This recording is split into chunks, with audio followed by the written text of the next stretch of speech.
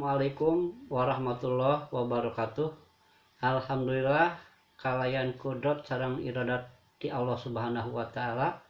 Urang dina dinten ieu tiasa dipatepung lawungkeun dipaamprok cenghopkeun deui. Dina pelajaran bahasa Sunda dina dinten ieu insyaallah bakal dipedar ngeunaan biantara. Upami dina bahasa Indonesia mah biantara teh sami sareng pidato. Mangga urang pedar sasarengan.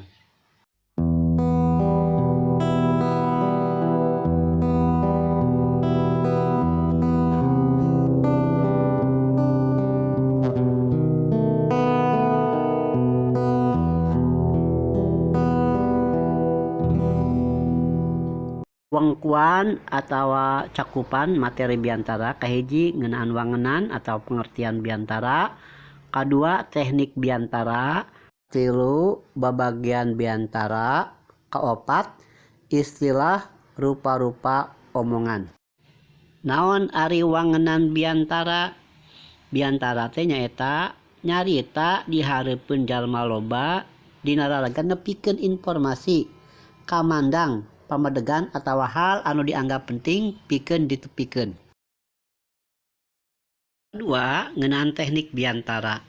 Teknik biantara umumna aya opat: teknik maca naskah, 2 teknik ngapalkeun atau ditalar, 3 teknik nyatet gurat badagna ekstemporan, 4 teknik dadakan atawa impromptu.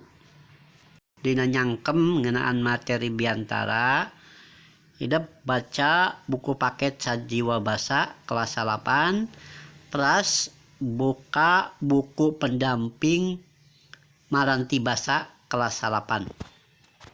Sanggeus hidup nyangkem maca buku, ayeuna jawab pananya dihandap.